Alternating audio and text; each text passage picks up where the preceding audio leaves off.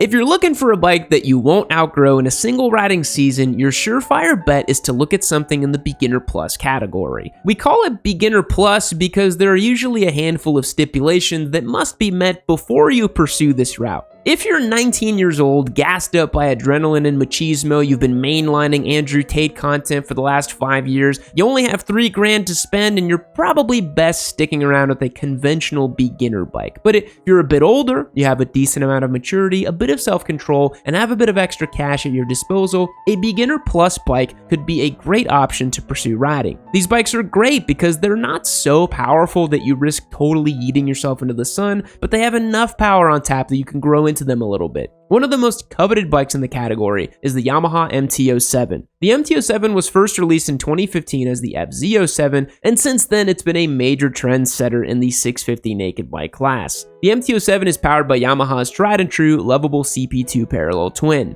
Before every manufacturer is making 270-degree parallel twin engines, Yamaha was one of the first to popularize this style. This firing order gives the parallel twin engine a nice barky soundtrack and a linear torque-rich power delivery that's become a staple of the MT-07.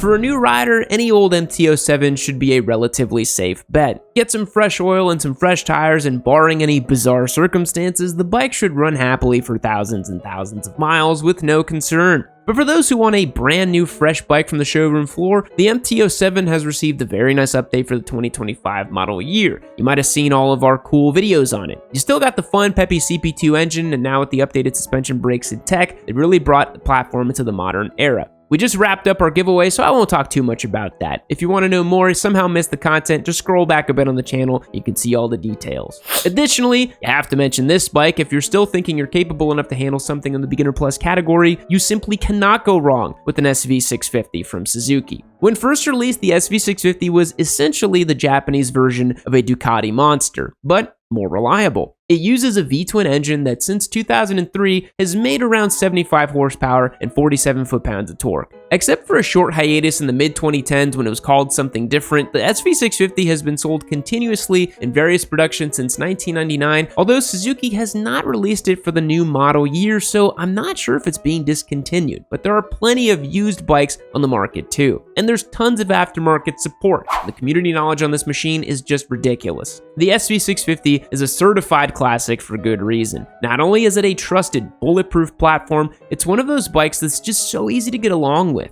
The V-twin engine produces a nice amount of torque, and comfortable ergos make it really confidence-inspiring to ride. We made a video a few months back where we talked about some of the best bikes to buy that will hold their value, and while an SV650 might not be worthy of the sky-high auction prices in 10 years, buying a model from just a few years ago for $5,000 is about the smartest financial decision you can make when it comes to motorcycling, which, we hate to say, is a rare occurrence. Motorcycling can be a money pit, but an SV650 from 2017 or later is pretty damn cheap to insure, buy, and maintain, and it's going to keep you entertained long after your first riding season. And if you end up on a bigger or more powerful bike at some point, an SV650 is worth holding on to as either a track day toy, or a rainy day beater, or a loaner bike if you have the type of buddy who has his endorsement but refuses to buy his own, even though he wants to ride with you sometimes. To quote some famous Yami Noob Discord lore, an SV650 is better.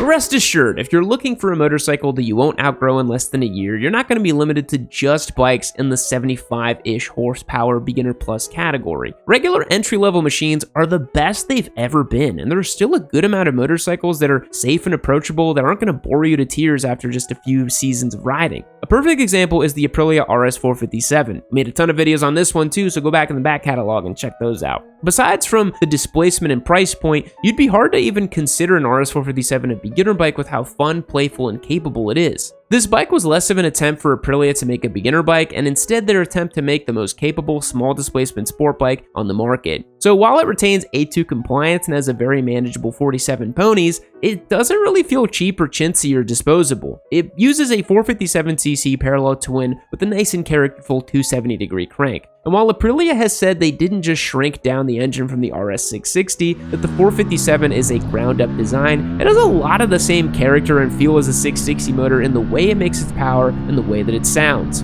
In my review, I mentioned how it has kind of a zingy power band, and that might be due to some emissions nonsense, but at the same time, it really has this kind of fun two-stroke character to it. Once you get it up in the revs, it really punches up above. I really enjoy it, and the RS 660 feels the same way too. One of the standout features of the 457 is its class-leading aluminum twin-spar frame, which provides unparalleled handling and rigidity when compared to the tubular steel frame found on most motorcycles of a similar size. The 457 has a nice tech package too, like switchable TC, dual-channel ABS, and an optional quick shifter. Between the characterful engine, the high-end finishes, and the performance-oriented handling, Aprilia's RS457 is definitely a bike that's going to keep you entertained for a while. Now look, maybe you're a cruiser guy. I don't know, you're safe. You can think about it here at the end of the video here. You know, you're one of the good guys. That's cool. We're just talking about having fun on two wheels. Who am I to judge? And what's neat about being a cruiser guy is you can get a bike that's a little bit bigger than your average beginner bike and hold on to it without feeling like you're missing out on anything. You have to show some respect to cruiser riders in the way that they're not out here chasing peak power or climbing the power progression ladder hoping to get to an H2 sooner or later. Nah, they're out here just happy to get their knees in the breeze and see the world from a new perspective. And if that's the case, you really can't go wrong with the clean EVO Sportster. Big, tough Harley guys think the Sportster is a girl's bike, and sport bike riders think the Sportster is nothing more than a loud donkey. But for those in the know, they know a Sportster can be a pretty good buy that can provide you with a lot of fun for many years. A 1200 Sportster is usually the recommended option, as the 883 is just a bit underpowered unless you throw thousands in aftermarket parts at it. The 1200 Sportster is a little torquey for sure, but because of its overall heft, it's not going to be that unsafe as long as you have the core strength to manage a 550-pound bike during slow speed maneuvers as a beginner. But Sportsters are cool. They sound cool, they look classic, they're pretty cheap to buy, and the aftermarket is insane. And it's certainly my favorite Harley. If you end up getting another bike down the road, a Sportster is worth holding on to just for the sheer customizability of it and the overall flavor and charm. You can do big bore kits, make it a stunt bike, make it a scrambler, make it a chopper, put a turbo on it and blow it up. The options are limitless, and the only thing holding you back is your own creativity.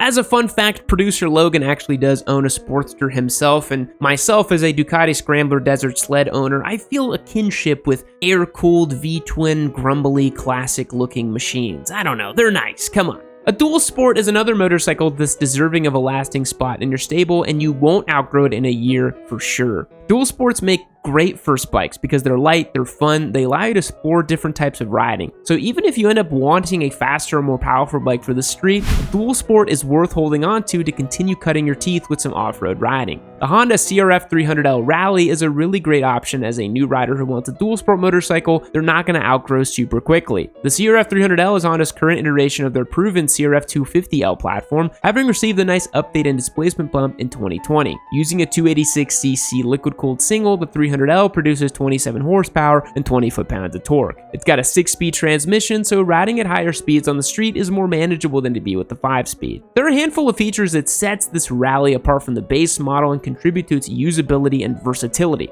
Firstly, the Rally uses a larger 3.4-gallon fuel tank, and while dual sports are notoriously fuel efficient, the CRF getting over 70 miles per gallon, the small fuel tanks found on most bikes in the class can get annoying if you're going to crush a lot of miles. So with that larger fuel tank, you'll be able to get over 200 miles of range per tank, which is pretty sweet. For improved long-distance travel, this bike also comes equipped with a small windscreen and aerodynamic rally-style fairings. This is again beneficial should you choose to do long-distance rides, where having some protection of the wind goes a long way in reducing fatigue. Plus, the CRF 300L Rally just looks pretty sweet. The updated design and fairings make it look wholly modern and unique in the dual sport category. And again, I really think that if you get bored with the dual sport, there's something wrong with you, not with the bike. Now, I did want to mention, if you made it this far in the video, our upcoming giveaway motorcycle in April is going to be a Honda CBR 650R. Now, that's a motorcycle I think that a beginner could start on and really enjoy for a long time because it features the new e-clutch system. We haven't launched this motorcycle just yet, and I'm only telling you on this video because we don't advertise our giveaways anywhere else. Head over to yammynoob.co and become a member and get your entries locked and loaded to win that new Honda in April. It's going to be really, really sweet. You also get access to the Discord server, discounts on Twisted Road rentals, and discounts on merch as well. Support one of the largest independent motorcycle media channels on YouTube. It's literally just me and a couple of enthusiasts who make these videos and try to make you guys some amazing motorcycle content every day and give away away the best bikes around. Head over to the website and join up to get early access to that Honda CBR 650R giveaway. Well, look, maybe you don't want to think too hard about it. Maybe you just want the quintessential entry-level sport bike that you won't outgrow as quickly as some other bikes. Then just get the Ninja 500. There you go. Done deal, case closed. The 500 represents the newest chapter in Kawasaki's iconic beginner sport bike lineup. It uses a 451cc parallel twin engine that's a new stroker motor that's good for about 50 horsepower. Because of its displacement and engine configuration, it has no problems keeping up with traffic on the highway, even having a little bit extra juice left on tap should you need to pass or overtake another vehicle. I made lots of videos on this bike as I had it as a giveaway last year, and really it's kind of a baby sport touring machine. It's really interesting. This makes it a more enjoyable ride than something like the CBR 300R, which has nearly 200 cc's less of displacement, and as a result is more likely to be gasping for air at highway speeds. And unlike a traditional 600 Super Sport, the Ninja 500 has smooth and linear power that's really useful for riding around town. The ergonomics are also a good balance of sporty yet relaxed, so you can rip it on the track or on the twisties, but not be super cramped or hunched over if you're just commuting or riding casually. The 500 might be considered to be a beginner sport bike, but its usability and versatility means that most riders should have no problem for enjoying it for a year or two, honestly. And lastly, one of my favorites on the list today is the 900cc Triumph Bonneville platform. It's a worthwhile starting point for a rider who isn't strapped for cash and isn't looking to move on from a bike too quickly and follow that typical power progression ladder. I love these bikes. Similar to the way that some riders will get a cruiser and then ride it for years and years, you can get a Triumph Bonneville T100 or a Speed Twin 900 and be pretty content with it indefinitely if you're not interested in riding motorcycles purely for the pursuit of chasing higher and higher speeds. The Bonneville T100 is Triumph's classic beloved retro roadster. It uses a 900cc 270-degree parallel twin that makes 64 horsepower and 59 foot-pounds of torque. It's got all the classic trappings of a retro bike with modern engineering. It's a bike that's got tons of curb appeal and style, big bike presence, while not being too powerful for a new rider. Similarly, Triumph also sells the Speed Twin 900, which has the same power plant and frame with modified suspension components and stylistic changes to be a sportier counterpart to the Bonneville. The biggest obstacle for these bikes is going to be price, coming in at around $10,000 or $11,000, but if you're looking for a bike that you can really enjoy for a really long time without the need or desire to be continuously upgrading to get more power, the T100 or Speed Twin 900 are really promising options. Again, I think spiritually, my Ducati Scrambler Desert Sled is very similar to these types of motorcycles, and I've enjoyed that bike for 6 years and never felt the need to get rid of it. It's always entertaining and interesting to ride, and I've owned several of these Bonneville T100 platform motorcycles. I gave away one a few years ago. They're really great. Thanks for making it to the end. If you enjoyed this type of motorcycle content, please consider subscribing. If you really want to support the channel and join an elite tier of motorcycle enthusiasts, head over to YamDude.co and check out the memberships. Not only do you get exclusive content, automatic giveaway entries, especially for that Honda coming up, among other perks, you'll be supporting the biggest and independent motorcycle media company online. The support from our members allows us to keep sponsored content low and our opinions genuine and authentic. Nobody buys for opinions here on the channel. It really allows us to do so much cool stuff on the channel, and the support from our members is invaluable. Thank you for watching. I'll catch you later. Fact: the first alarm clock, invented by Levi Hutchins in 1787, could only ring at 4 a.m. because he designed it solely to wake himself up for work. Goodbye. Keep watching Yami Nerd.